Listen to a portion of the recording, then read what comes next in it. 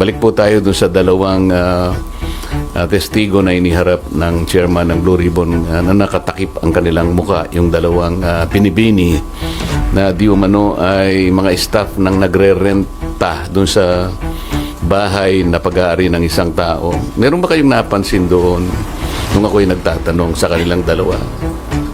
Sana po makapagtanong naman ako sa inyo. Meron ba kayong napansin nung tinatanong ko yung dalawang testigo kung sino po yung sumasagot? Sino yung may-ari ba talaga nung bahay na yon? We are I will answer that. Ang may-ari po dati, Doris Magsaysay Ho. You were there as what? Staff ng tenant. May tenant kasi si Doris Magsaysay Ho na sila nakatira, sila yung staff.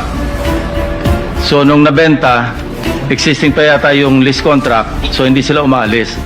Pero pinipilit silang umalis nung bagong owner. And allegedly, ang bagong owner is Martin Romualdez. Yun ang sinasabi. Yun ang sinasabi mo kanina? Yes. At referring to Diskaya? No, let's no.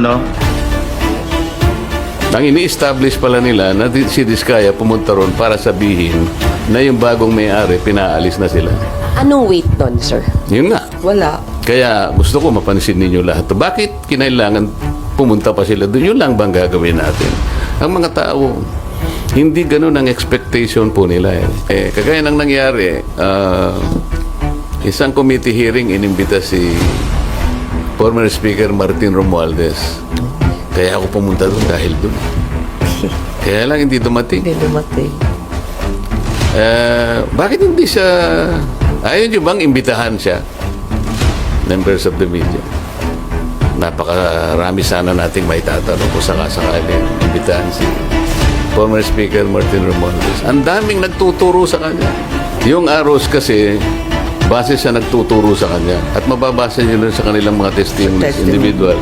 Talagang, for example, Gutesa, tinuro si Saldico and Martin Romualdez.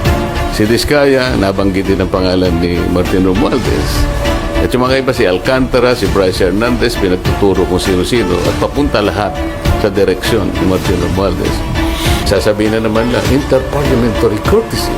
Alam niyo, pagka ganito kalaki na ang problema, will you rely on the interparliamentary courtesy concept? Courtesy lang yun eh.